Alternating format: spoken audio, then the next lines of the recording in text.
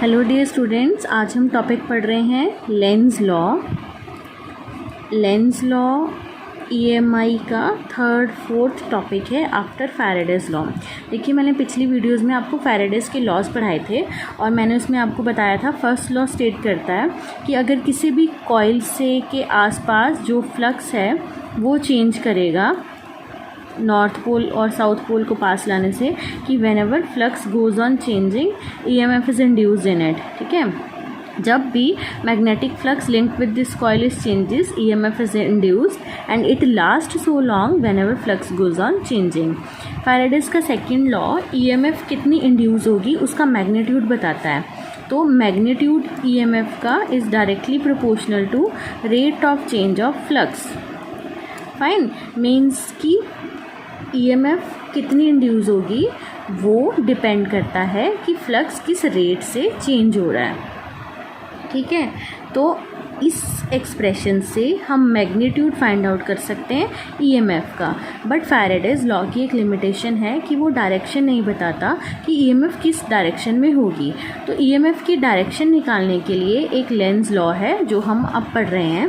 Lenz law जो state करता है, पहले इसकी डेफिनेशन देखते हैं। ये स्टेट करता है कि डायरेक्शन इंड्यूस्ड ईएमएफ की इस तरह से होगी कि वो अपनी ही प्रोडक्शन को अपोज करना चाहेगा। Direction of induced EMF is such that it opposes the cause which produce it.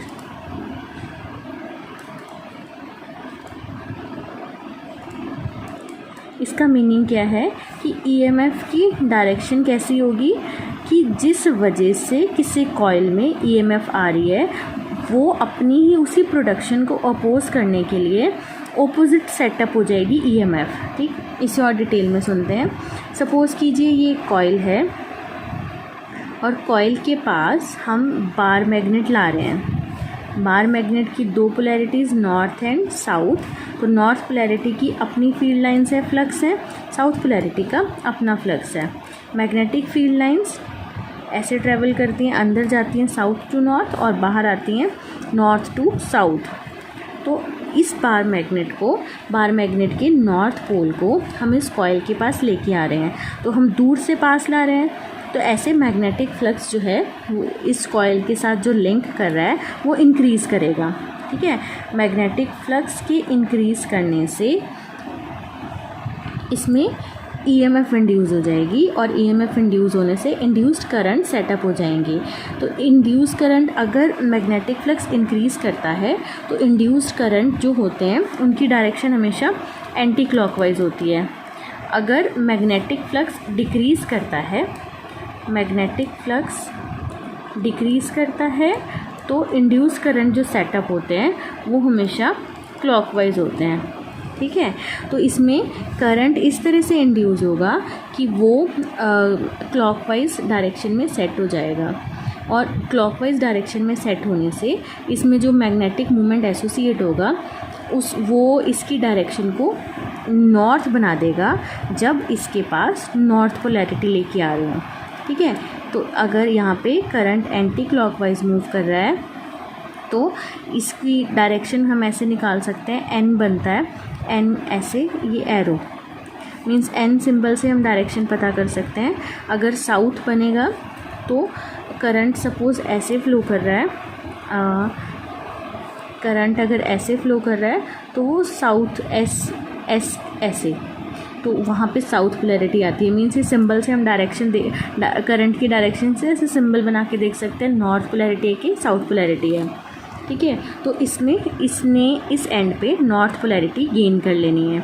तो नॉर्थ को पास में लेके आए तो कॉइल के इस एंड के पास नॉर्थ आ गया, तो नॉर्थ ने नॉर्थ को रिपेल किया।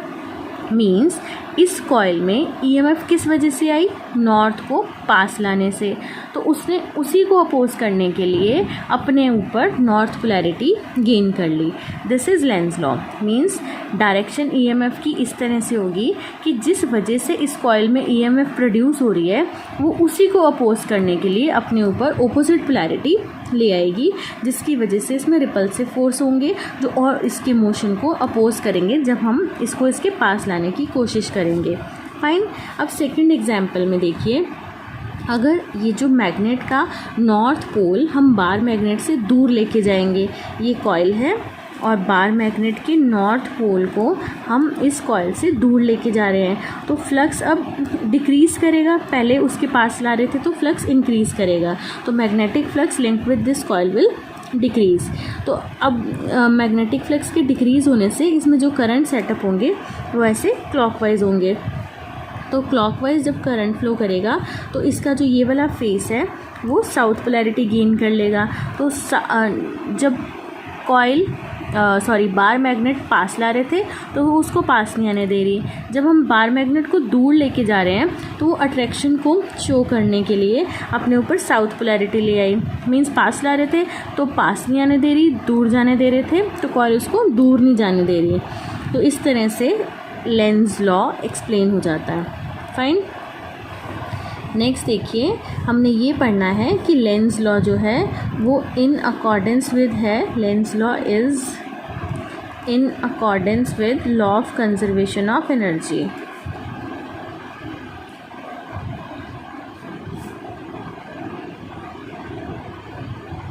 Law of conservation of energy state करता है कि energy can neither be created nor it can be destroyed, but one form of energy can be converted into another form. तो Lenz law ना energy को पूरी तरह से ओबे करता है। वो कैसे? जब मैग्नेट का नॉर्थ पोल हम लेकर आते हैं towards the coil, upper face जो कॉइल का है वो नॉर्थ ही पोलैरिटी गेन कर लेता है। इसके पास नॉर्थ लाएंगे तो कॉइल के यहाँ पर नॉर्थ पोलैरिटी आ जाएगी, मींस रिपल्शन होगी। तो कुछ some work has to be done to overcome the forces of repulsion between magnet and the upper face of the coil.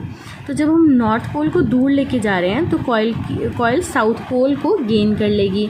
तो मींस यहाँ पर कुछ रिपल्सिव फोर्सेस थे, यहाँ पे अट्रैक्टिव फोर्सेस हैं। तो इन अट्रैक्शन को भी ओवरकम करने के लिए कुछ वर्क डन करना पड़ेगा। इसका मतलब ये जो मैकेनिकल वर्क डन है अट्रैक्शन का और रिपल्शन का, ये कन्वर्ट हो जाएगा इलेक्ट्रिकल एनर्जी में। और इलेक्ट्रिकल एनर्जी में means one form of the energy is converted into another form. मैं रिपीट कर रही हूँ, ये मैकेनिकल एनर्जी थी, मींस मैकेनिकल वर्क डन था in moving this magnet with respect to that coil. This mechanical work done will change into electrical energy. That energy produce electric current in this coil. Fine. So this law is in accordance with law of conservation of energy. Fine. Next topic, Fleming's right hand rule.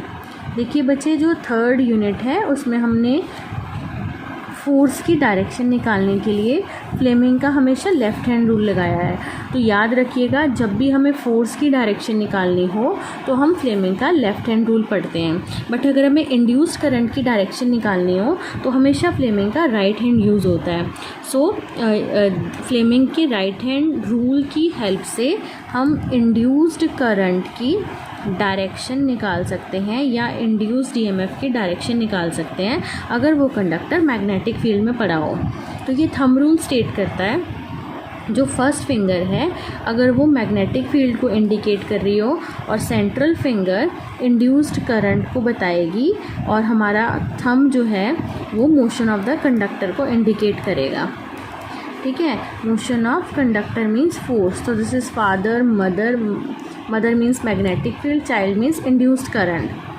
तो इस law की help से, Fleming के right hand rule की help से, अगर हम अपनी फर्स्ट फिंगर, सेंट्रल फिंगर और थंब को म्यूचुअली परपेंडिकुलर सेट कर लें तो फर्स्ट फिंगर जो है वो मैग्नेटिक फील्ड की डायरेक्शन में अलाइन होगी, थंब मोशन को इंडिकेट करेगा, तो सेंट्रल फिंगर इंड्यूस्ड करंट को बता देगी। यही रूल जनरेटर रूल भी बोलते हैं। सारी करंट, जनरेटर और मोटर्स की करंट की वैल्यू को इंड्यूस करंट की डायरेक्शन को निकालने के लिए यूज़ करते हैं। और direction of induce current is given by Lenz law and Fleming right hand rule will be the same. Means जो लेंज लॉ देगा और ये रूल देगा, इनके अकॉर्डिंग दोनों की डायरेक्शन एक सी बनेगी। Fine. Next, various methods to produce induced EMF. Means हम ईएमएफ कौन कौन से मैथड से प्रोड्यूस कर सकते हैं। Various methods to produce induced EMF. देखिए जो इंड्यूस्ड ईएमएफ है ई, वो डायरेक्टली प्रोपोर्शनल है d∅/dt के, और फ्लक्स का फॉर्मूला होता है B.A, जो मैंने आपको पिछली क्लास में पढ़ाया था। तो इंड्यूस्ड ईएमएफ किसके इक्वल हो गई, d/dt BA cos थीटा।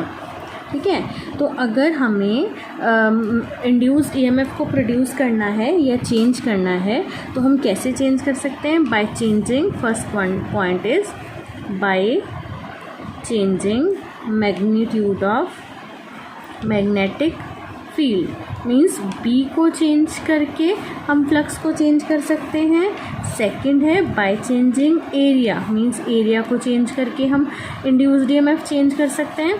और थर्ड है by changing the orientation, theta is the angle between A and magnetic field, so by changing the orientation of the surface area and the magnetic field we can change induced EMF.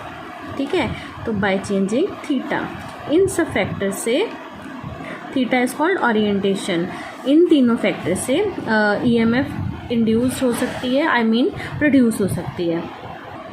तो बच्चे हम B को कैसे change कर सकते हैं, अभी मैंने ऊपर आपको फैराडेज और हेनरी के एक्सपेरिमेंट पढ़ाए। तो जो मैग्नेट का मोशन है टुवर्ड्स द कॉइल, अगर हम उसे इंक्रीज़ कर दें, मींस इस मैग्नेट के मोशन को इसे फास्ट लेकर आएँ इस कॉइल की तरफ, तो उसे लाने से मैग्नेटिक फील्ड को हम इंक्रीज़ कर सकते हैं। और अगर हम स्लो लाएंगे तो मैग्नेटिक फील्ड डिक्रीज़ हो सकती है। तो बी को हम मैग्नेट के मूवमेंट से हम चेंज कर सकते हैं। अगर फास्ट लाएंगे तो गैल्वेनोमीटर रैपिड डिफ्लेक्शन शो करेगा, अगर स्लो लाएंगे तो गैल्वेनोमीटर की डिफ्लेक्शन चेंज हो जाएगी। फाइन, नेक्स्ट है by changing the area. Area हम कैसे चेंज कर सकते हैं, हम सपोज करते हैं कोई एक रेक्टेंगुलर कंडक्टिंग लूप है PQRS, जिसे हमने रखा हुआ है इस मैग्नेटिक फील्ड में, इसको नाम दे देते हैं PQRS, और इस एंड में हमने लगा दिया गैल्वेनोमीटर, और ये जो एंड है ये ऐसे रखा गया है कि ये ऐसे आगे पीछे हो सके। ठीक है, तो इसे हम PQ जो है, इसे हम लेफ़्ट और राइट मूव करवा सकते हैं। अगर हम मूव करवाते हैं इसे तो गैल्वेनोमीटर सडन डिफ्लेक्शन शो करता है। इसको मूव करवाने से जो मैग्नेटिक फील्ड के अंदर एरिया आ रहा है वो कम या ज़्यादा कर सकते हैं। मीन्स हम PQ को मूव करवाने से राइट और लेफ़्ट एरिया चेंज कर रहे हैं, और एरिया की चेंज करने से जो फ्लक्स है लिंक करता लूप से वो चेंज होगा। तो गैल्वेनोमीटर की डिफ्लेक्शन जो है वो बार बार बदलेगी। उससे पता चलता है कि एरिया के चेंज होने से मैग्नेटिक फील्ड चेंज हो सकती है। ठीक है, नेक्स्ट, अगर हम दोनों कॉइल्स की ओरिएंटेशन को बदल दें, means relative orientation of coil and magnetic field, तो अगर एक कॉइल को मैग्नेटिक फील्ड में रोटेट कर रहे हैं तो जो एंगल थीटा है between normal of the coil, और ऐसे था ना फ्लक्स फील्ड लाइंस निकल रही हैं, ये एरिया है, ये एरिया वेक्टर है, ये इस कॉइल के नॉर्मल है। तो अगर हम मैग्नेटिक फ्लक्स चेंज कर दें तो ईएमएफ जो इंड्यूस होगी वो इस पे भी डिपेंड करती है, थीटा पे। मीनिंग कि ओरिएंटेशन को बदलने से ये जो थीटा है इसको कभी इस कॉइल के पैरेलल कर दो तो फ्लक्स जो है BA cos थीटा है। मैंने अभी बताया था अगर थीटा 0 हो तो फ्लक्स मैक्सिमम, थीटा 90 हो तो फ्लक्स 0।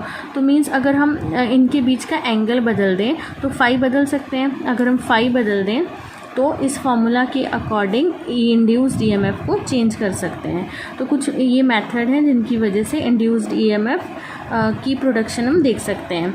ये जो मोशनल, ये जो कंसेप्ट है इसमें जिसमें हम एरिया चेंज कर रहे हैं, इसका कंसेप्ट बनता है मोशनल ईएमएफ। ये हम अगले टॉपिक में पढ़ते हैं। Fine, thank you.